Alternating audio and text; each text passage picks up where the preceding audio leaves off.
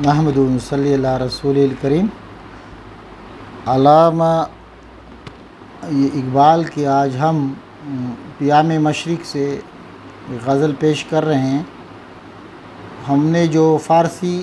ادب شاعری سے اور مختلف شاعروں کے جو انتخابات پہ بحث کرنا اور ان کا ترجمہ کرنا شروع کیا تھا، درمیان میں کچھ وجوہات کی وجہ سے، کرونا اور دوسری وجوہات سے رک گیا تھا سلسلہ۔ اب انشاءاللہ ہم یہ دوبارہ شروع کر رہے ہیں۔ مختلف فارسی شعراء اگر ہو سکا تو نثر میں بھی ہم یہ کچھ انتخابات پیش کریں گے اور اس طرح کوشش کریں گے کہ فارسی ادب کا جو قیمتی ذخیرہ ہے، جو مسلمانوں کا اور خاص کر برصغیر پاک و ہند کے مسلمانوں کا، اس کا ایک بہت بڑا ذخیرہ ہے اور اس کی میراث ہے،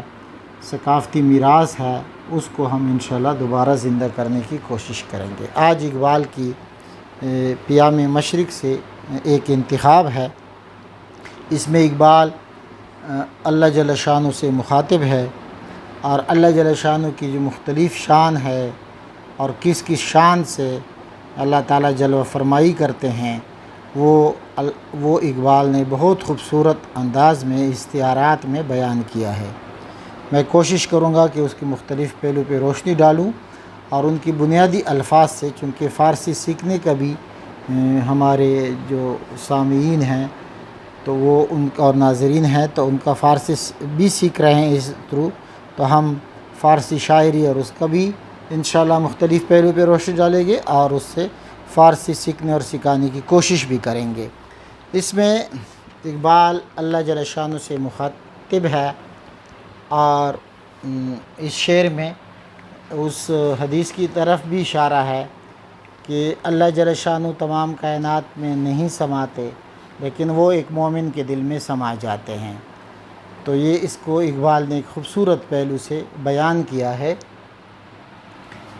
نہ تو اندر حرم گنجی نہ در بت خانہ می آئی، ولیکن سویم مشتاقانہ می چی مشتاقانہ می آئی۔ نہ تو اندر حرم گنجی نہ در بت خانہ می آئی، ولیکن سوی مشتاقاں چی مشتاقانہ می آئی۔ اقبال فرماتے ہیں، اللہ جل شانہ سے عرض کرتے ہیں کہ خدا تو حرم میں بھی نہیں سماتا۔ گنجی گنجیدن سے ہے، گنجیدن کچھ لوگ گنجیدن پڑھتے ہیں لیکن اصل میں گنجیدن ہے۔ گنجیدن معنی سمانا کے معنی میں، کسی چیز میں سما جانا، سمائی۔ اور آئی جو ہے مخاطب کے لیے ہے، تو آتا ہے، اور یہ مصدر ہے آمدن سے، آنے سا، آنا اس سے ہے۔ مشتاق اردو میں بھی استعمال ہوتا ہے، بڑے شوق سے، اشتیاق سے، محبت سے، ذوق سے۔ اس کو ذوق والے بندے کو مشتاق کہتے ہیں، عاشق کو مشتاق کہتے ہیں، اور مشتاقانہ اشتیاق کے ساتھ، محبت کے ساتھ۔ نہ تو اندر حرم گنجی، یہ خدا تو حرم میں بھی نہیں سماتا، نہ در بت خانہ میں آئی، نہ تو بت خانہ میں سماتا ہے، ولیکن سوئے مشتاقان چی مشتاقانہ میں آئی، لیکن عاشقوں کی طرف، آرزو رکھنے والوں کی طرف، محبت رکھنے والوں کی طرف، صحیح مومنوں کی طرف، ان کی طرف تو بڑے شوق سے آتا ہے۔ یہ وہی اس حدیث کی طرف اشارہ ہے کہ اللہ تعالیٰ پوری دنیا میں نہیں سماتے کائنات میں، لیکن مومن کے دل میں سماتے ہیں، جو خدا سے عشق رکھتا ہے، جو خدا سے محبت رکھتا ہے، تو اللہ تعالیٰ ان کے دلوں کی طرف لپکتے ہیں، ان کی طرف شوق سے، محبت سے آتے ہیں۔ اس کا مطلب یہ ہے کہ آپ اللہ تعالیٰ کی محبت صرف محبت سے، عشق سے حاصل کر سکتے ہیں۔ جب آپ ان کی طرف آئیں گے تو پھر وہ اللہ تعالیٰ کو کسی ایک جگہ، مسجد میں، حرم میں، بت خانے میں، کسی جگہ وہ نہیں سما سکتے۔ یہ صرف علامتی طور پہ یہ چیزیں ہیں، اللہ تعالیٰ کے گھر ہیں، لیکن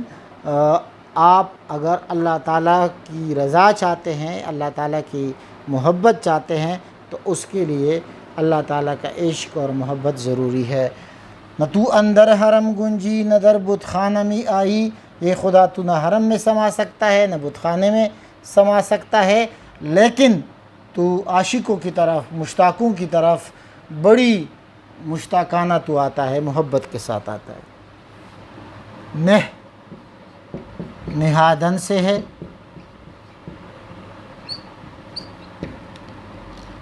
نہ کے معنی ہے رکھنا، رکھ، اور نہادن کے معنی ہے رکھنا۔ دزدانہ، دزد کہتے ہیں چور کو، چور چپکے، لیکن دزدانہ کے معنی ہے خفیہ، چپکے چپکے۔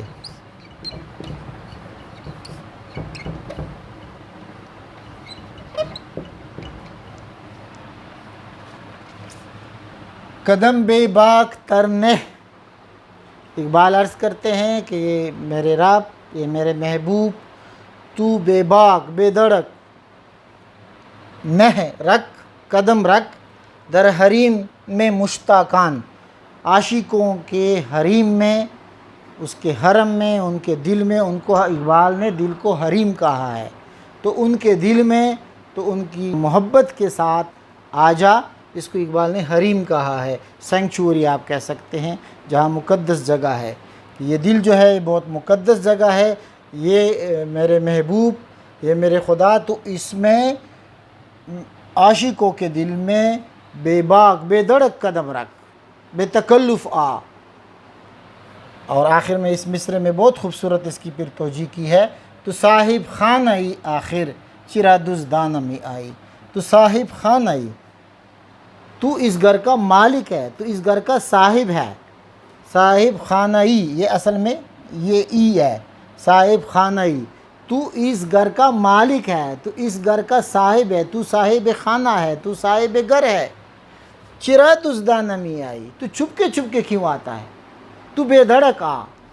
یعنی میرے دل میں خوب سما جا، اپنا جلوہ مجھے دکھا دے، اپنے سارے جلووں سے اس گھر کو مبارک کر، اپنا مبارک قدم بے دھڑک رکھ،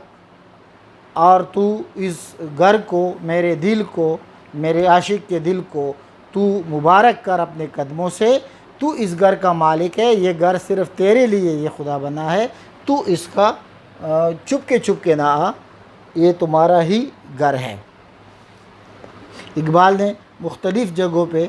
یہ بات کی ہے کہ خود گھر، دل جو ہے وہ خدا کا گھر ہے۔ اس پیکر خاکی میں ایک شہ سو تیری، میرے لیے مشکل ہے اس شے کی نگہبانی۔ اس پیکر، اقبال اللہ سے عرض کرتے ہیں، اس پیکر خاکی میں ایک شہ سو تیری، یہ دل ہے، ایک چیز ہے جو صرف تیری ہے، دل صرف تیرا ہے۔ اس پیکر خاکی میں ایک شہ سو تیری، میرے لیے مشکل ہے اس شے کی نگہبانی، یہ کنٹرول نہیں ہو سکتا، یہ آپ کی محبت سے، آپ ہی سے اس کو تسکین آ سکتی ہے۔ تو اقبال ایک دوسرے اسلوب میں، ایک دوسرے طریقے سے یہ بیان کرتے ہیں کہ یہ تیرا گھر ہے میرے رب، اس گھر میں تو آ جا، اس گھر کو تو آباد کر، اپنی محبت سے، اپنی یاد سے میرے گھر کو، میرے دل کو تو آباد رکھ۔ بری جو ہے بردن سے ہے، تو لے جاتا ہے، تو اٹھا لیتا ہے۔ بردن، بردن کے معنی ہے لے جانا۔ زنار اردو شاعری میں بھی استعمال ہوتا ہے، وہ داغا جس کو ہندو لوگ، اس کو جینیو بھی کہتے ہیں، جس کو ہندو لوگ ہاتھ کے اور کچھ لگا گلے اور اس میں کمر کے گرد باندھتے ہیں ایک مذہبی نشان کے طور پر، تو اردو شاعروں نے بھی اس کو زنار اور بت اور ہندو اور ان سے منسوب کیا ہے، معشوقوں اور دوسروں سے۔ تو یہاں اقبال نے اس کو غیر مسلموں یا اس کی نشان کے طور پر اقبال نے استعمال کیا۔ زناریان، زنار جس کو جینیو بھی کہتے ہیں، اور زناریان، زنار پہننے والے، زنار پہننے والے مطلب ہے غیر مسلم کافر۔ بغارت، غارت اردو میں استعمال ہوتا ہے لوٹ لے جانا، اٹھا کے لے جانا، غارت، غارت گر، غارت می بری، تو اٹھا کر لے جاتا ہے، لوٹ لے جاتا ہے۔ یہ شاعری کے اصطلاحات ہے، اس کو لفظی معنی میں نہیں لینا چاہیے، یہ استعارات ہے۔ تو لوٹ کر لے جاتا ہے، جس طرح کوئی معشوق محبوب لے جاتا ہے۔ سرمایہ یہ تسبیح خوانند را، تسبیح کرنے والوں کا سارا سرمایہ اٹھا کر لے جاتا ہے، تو ان کا سارا سرمایہ لے جاتا ہے۔ بشب خونے دلے زو ناریاں ترکانہ می آئی، ایک طرف تسبیح کرنے والے، آپ کی تسبیح پڑھنے والے، اس کا سارا سرمایہ تو لے جاتا ہے، ان پہ تکلیفیں لے آتا ہے، ان کو تکلیفوں میں مبتلا کر لیتا ہے، ان کا سب کچھ تو اٹھا کے لے جاتا ہے، امتحان لے کر۔ لیکن دوسری طرف جو غیر مسلم ہے، جو آپ کو نہ ماننے والے ہیں، زنار پہننے والے ہیں، بظاہر اس کے پاس تو عاشق معشوقوں کی طرح آتا ہے۔ ترکانہ ترک سے ہے، اور ترک فارسی شاعری میں اور اس کی نسبت سے پشتو اور اردو شاعری میں بھی ترک استعمال ہوا ہے خوبصورت محبوب کے لیے۔ تو ترکانہ کا مطلب ہے محبوبوں کی طرح، یعنی ایک طرف جو آپ کی تسبیح کرتے ہیں، آپ کی تعریف کرتے ہیں، ان کا تو سارا سرمایہ لے جاتا ہے، ختم کر دیتا ہے، ان پہ امتحانات اور بلائیں نازل کرتا ہے۔ تیرے پیار کا ایک انداز ہے۔ اور شب کو زناریوں کے پاس ترکانہ یعنی محبت کے ساتھ محبوبوں جیسا آ جاتا ہے۔ تیرے شان ہے، کبھی اس قسم کے جلوے دکھاتا ہے، کبھی اس قسم کے جلوے دکھاتا ہے۔ گہی صد لشکر انگیزی کہ خونے دوستاں ریزی، اے خدا تو کبھی کبھی، یار گہے یعنی کبھی کبھار، گاہے گاہے اردو میں بھی استعمال ہوتا ہے گاہے گاہے۔ صد لشکر انگیزی تو اٹھاتا ہے، تو جمع کرتا ہے۔ انگریزی میں اس کا ترجمہ ہوگا موبیلائزیشن، یو موبیلائز، یعنی جب آپ لشکر جمع کرتے ہیں اور لشکر کو اکٹھے کر کے حملے کے لیے تیار کرتے ہیں، تو اس کو موبیلائزیشن، انگیزی، اٹھانا، یہ ہے انگیختن سے، انگیختن۔ اور یہ اردو میں بھی بہت استعمال ہوتا ہے، فکر انگیز اور درد انگیز۔ گہے صد لشکر انگیزی، یہ میرے رب تو کبھی سینکڑوں لشکر اٹھاتا ہے، بلاؤں کی، امتحانوں کی، مختلف چیزوں کی، کہ خونے دوستاں ریزی، کہ اپنے دوستوں کا، اپنے عاشقوں کا خون بہائے،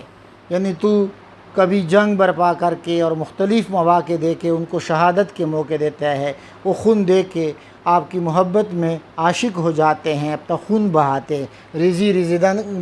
بہانا، ریزہ اردو میں بھی اسی سے ہے۔ کبھی کبھار تو سینکڑوں لشکر اٹھا کے اپنے دوستوں کا خون بہاتا ہے، گہے در انجمن با شیشہ و پیمانہ میں آئی۔ لیکن دوسری طرف آپ کے جلوے یہ ہے کہ کبھی کبھار گاہے گاہے تو انجمن میں شیشے اور پیمانے کے ساتھ، یعنی شراب کے ساتھ، محبت کے شراب کے ساتھ تو آتا ہے اور ان پر اپنی محبت اور رحمت نچاور کرتا ہے۔ یہ خدا کے مختلف جلوے ہیں جس سے وہ عاشقوں کو عاشقوں کا امتحان لیتا ہے، کبھی رحمت اور مختلف نعمتیں کر کے نوازتا ہے، اور کبھی امتحان لیتا ہے ان کو میدان اور جنگ میں لا کر ان کے عشق کا امتحان لیتا ہے۔ یہ تمہارے عاشقوں کے ساتھ یہ برتاؤ ہے، یہ تمہارے جلوے ہیں، مختلف طریقوں سے تو آزماتا رہتا ہے، کبھی امتحانات اور بلاؤں اور تکلیف اور مصیبتوں سے، اور کبھی نعمتوں سے ان کو نوازتا رہتا ہے۔ تو اقبال نے اس لحاظ سے گہے صد لشکر انگیزی کہ خونے دوستاں ریزی، گہی در انجمن با شیشہ و پیمانہ میں آئی، تو بر نخل کلیمی بے محابہ شعلہ میں ریزی۔ نخل کلیمی، کلیم موسیٰ علیہ السلام کی طرف اشارہ ہے، اور نخل کھجور کو کہتے ہیں، درخت کو کہتے ہیں، یہاں درخت مطلب ہے، اور باقی تو بے محابہ، بے دھڑک، بڑی تعداد میں، مسلسل، بے محابہ، مسلسل کے معنی میں ہے۔ اقبال اس شعر میں دو تلمیحات استعمال کر کے دو طرف اشارہ کرتا ہے کہ تو برنخل کلیمی، تو نے کلیم کے درخت پر، یعنی موسیٰ علیہ السلام پر جب وہی پہلی مرتبہ نازل ہوئی اور اللہ تعالیٰ نے اپنے جلوہ دکھایا، تو ایک درخت ہے جو آج تک مقدس سمجھا جاتا ہے وہ درخت، تو اس درخت پہ اللہ تعالیٰ نے اپنے جلوہ کیا، اپنا جلوہ دکھایا، درخت اللہ تعالیٰ کے جلوے سے جل گیا، تو اس کی طرف اشارہ ہے کہ اللہ تعالیٰ تو برنخل کلیمی، بے محابہ شعلہ میرے، مسلسل کلیم کے درخت پہ، موسیٰ علیہ السلام پہ تو اپنے شعلے پھینکتا رہا، مسلسل ڈالتا رہا، یعنی جب وہ ان کی قوم نے خدا کو دیکھنے کی خواہش کی تو پھر اس طرح کے جلوے، اور پھر اس طرح اللہ تعالیٰ نے جب پہلی مرتبہ کیا تو وہ اس کی طرف اشارہ ہے کہ تیری ایک شان اس طرح ہے کسی پیغمبر کے ساتھ کہ تو نے اپنے جلوہ دکھایا، اپنا شعلہ دکھایا، وہ لوگ جل گئے، وہ لوگ درخت جل گیا، اس طرح شعلے کی شکل میں اس طرح اپنا جلال دکھایا۔ یعنی کبھی اصل میں اقبال یہ بتانا چاہتے اس کی پوری شاعری میں ہے کہ ایک فنامنا، ایک مظہر یہ ہے، جلال ہے، گرینجور ہے، اللہ تعالیٰ کی شان ہے، اور کبھی وہ جمال کی شکل میں، پیار اور حسن اور خوبصورتی کی شکل میں آتے ہیں، تو یہ دو شکلیں ہیں۔ تو برنخل کلیمی، تو نے کلیم کے درخت پہ مسلسل شعلے برسائے، میریزی برسائے، پھینکے، تو برشمع یتیمی، تو نے ایک یتیم کے شمع پہ، صورت پروانہ میں آئی، پروانے کی شکل میں آیا۔ میرے خیال میں یہاں اشارہ حضور اکرم صلی اللہ علیہ وسلم کی طرف ہے، وہ یتیم تھے، تو وہ جو ایک شمع تھا، تو اللہ تعالیٰ کہتے ہیں تو نے بڑے محبت کا اظہار کیا اس کے پاس، اس کے لیے تو اس طرح شمع ہوتا ہے، اس طرح آپ نے اس سے محبت کی، آپ نے اپنے جلوے فرمائے، اس کو محبت کا مرکز بنایا، اور جس طرح اللہ تعالیٰ قرآن میں فرماتے ہیں کہ آپ اللہ رسول کی پیروی کرے تو میں آپ سے محبت کرنے لگوں گا، آپ اس سے محبت کریں گے تو میں آپ سے محبت کروں گا، تو میرے خیال میں اس کی طرف اشارہ ہے۔ تو برنخلی کلیمی، بے محابہ شعلہ میریزی، تو نے کلیم کے اس پہ بے محابہ مسلسل شعلے برسائے، اور تو نے ایک یتیم کی شمع کے لیے تو ایک پروانہ بنا، پروانے کی شکل میں آتا رہا۔ بیا آؤ، کم، جامی، جام، جمع ایک جام، ایک ساغر، ون گوبلیٹ، ایک ساغر، یہ ایک کے لیے بھی استعمال ہوتا ہے، جامی، ایک جام، ایک ساغر، ایک شراب کا پیالہ۔ خمستان، خم شراب کا جو مٹکا ہوتا ہے، جو سبو ہوتا ہے، مٹکا، شراب کا مٹکا، سبو۔ خمستان شراب کے مٹکوں کی جگہ، شراب خانہ مطلب ہے۔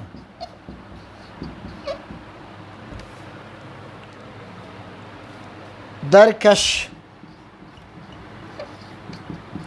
درکش کا لفظی معنی ہے کھینچ لو، کھینچ لو کے مطلب پی، ڈرا، پی لو۔ بیا اقبال، یہ اقبال آجا، جامی، ایک جام، از خمستان خودی درکش، اقبال آجا، ایک جام خودی کے شراب خانے سے پی لے، اقبال آ کر ایک جام خودی کے شراب خانے سے پی لے۔ خودی اس کا بنیادی محور ہے اور اس کا میں ساری شاعری کا۔ تو از میں خانہ مغرب ز خود بھی گانا میں آئی، تو مغرب کے میں خانے سے آیا ہے اور مغرب کی چکا چون کی زندگی میں تو اپنی خودی کو بیٹا ہے، اپنی خودی بھول گیا ہے، تو تقلید کرنے لگا ہے، اندھا دھند تقلید مغرب کی کرنے لگا ہے اور تو اپنی خودی کو بیٹا ہے۔ اقبال کی شاعری میں مغرب کے طور پر خاص کر یہ ہے کہ خطبات میں بھی یہ بات کی اور جگہ جگہ کی ہے کہ اس کی اچھی چیزوں کو لینا چاہیے، لیکن اندھی تقلید میں ہم اس کی ساری چیزوں کے پیچھے ہمیں نہیں بھاگنا چاہیے۔ تو اقبال یہاں بھی یہ فرماتے ہیں کہ بیا اقبال جامی از خمستہ نے خودی درکش، اقبال آجا خودی کا جام شراب خانے سے پی لے، اپنے شراب خانے سے پی لے، تو از میخانہ مغرب ز خود بیگانہ میں آئی، تو مغرب کے میخانے سے آیا ہے اور مغرب کی شراب پی کر تو اپنے آپ کو کھو بیٹھا ہے، اپنے ہیریٹیج، اپنی میراث، اپنی خودی اعتماد کو بیٹا ہے، تو اندھا تقلید ہو کر سب کچھ ان کو دے بیٹا ہے۔ یہ مسلمانوں کو خطاب ہے، برصغیر کے لوگوں کو خطاب ہے، اپنے سامعین کو، قارئین کو یہ پیغام ہے کہ تو مغرب کی تقلید میں، مغرب کی نکالی میں اتنا بدمست ہو گیا ہے کہ تو اپنا سب کچھ بھول گیا ہے، اس لیے تو اپنی خمستان سے ایک جام اٹھا پی لے تاکہ تجھ میں خودی پیدا ہو، خودی پیدا ہو کے تو اس اندھی تقلید سے دستکشت ہو جاتا ہوں۔ ایک مرتبہ یہ پوری غزل کو میں دہراتا ہوں۔ نہ تو اندر حرم گنجی نہ در بت خانہ میں آئی، ولیکن سوئے مشتاقان چی مشتاقانہ میں آئی، قدم بے باک ترنے در حریم جان مشتاقان، قدم بے باک ترنے، نے کے مطلب رکھ دے، در حریم جان مشتاقاں تو صاحب خان آئی، آخر چرا دزدانہ میں آئی، تو گھر کا مالک ہے، چپکے سے کیوں آتا ہے، تیرا اپنا گھر ہے۔ بغارت می بری سرمایہ تسبیح خانہ درا، بغارت می بری تسبیح سرمایہ تسبیح خانہ درا، بشب خونے دل زناریان ترکانہ میں آئی، گہے صد لشکر انگیزی کہ خونے دوست آریزی، گہے صد لشکر انگیزی کہ خونے دوست آریزی، گہے در انجمن با شیشہ و پیمانہ میں آئی،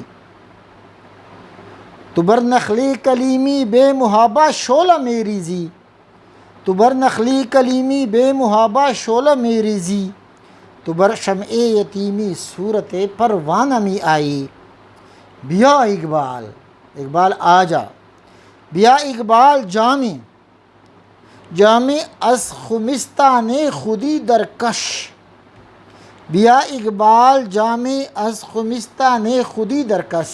ایک ایک لفظ درکش میں جو زور ہے، جو آہنگ ہے، وہ پورے مصرعے سے اور پورے میسج سے جڑا ہوا ہے۔ یہ بڑے شاعروں کا کمال ہے، غالب ہے، میر ہے، اقبال ہے اردو میں جس طرح وہ ہے، یا فارسی میں جو بڑے شاعر ہیں، وہ ایک ایک لفظ پورے اس کا آہنگ، اس کا انتخاب پوری غزل سے اور پورے نظم سے جڑا ہوا ہوتا ہے۔ بیا اقبال جامع از خمستان خودی درکش، تو عزم خانہ مغرب ز خود بیگانہ میں آئی، تو خود سے بیگانہ ہو گیا ہے، مغرب کی شراب پی کے تو آجا اس مشرق کے خمستان سے پی لے اور خودی کا پیغام لے لے، اپنے آپ میں اعتماد کر لے، تقلید کو چھوڑ دے، اپنے آپ پہ اعتماد کر لے، اپنے سرمایے کی طرف دیکھ، اپنی میراث کی طرف دیکھ، تو صرف اندھا مقلد مت بن جا۔ وآخر دعوانا ان الحمدللہ رب العالمین۔ نہ تو اندر حرم گنجی نہ در بت خانہ میں آئی، ولیکن سوئے مشتاقان چی مشتاقانہ میں آئی، قدم بے باک ترنے در حریم جان مشتاقان، قدم بے باک ترنے، نے کے مطلب رکھ دے، در حریم جان مشتاقاں تو صاحب خان آئی، آخر چرا دزدانہ میں آئی، تو گھر کا مالک ہے، چپکے سے کیوں آتا ہے، تیرا اپنا گھر ہے۔ بغارت می بری سرمایہ تسبیح خانہ درا، بغارت می بری تسبیح سرمایہ تسبیح خانہ درا، بشب خونے دل زناریان ترکانہ میں آئی، گہے صد لشکر انگیزی کہ خونے دوست آریزی، گہے صد لشکر انگیزی کہ خونے دوست آریزی،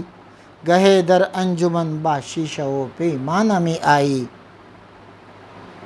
تو بر نخلی کلیمی بے محابہ شعلہ میری زی، تو بر نخلی کلیمی بے محابہ شعلہ میری زی، تو بر شمع یتیمی صورت پروانہ میں آئی، بیا اقبال، اقبال آجا، بیا اقبال جامع از خمستان خودی درکش، بیا اقبال جامع از خمستان خودی درکش.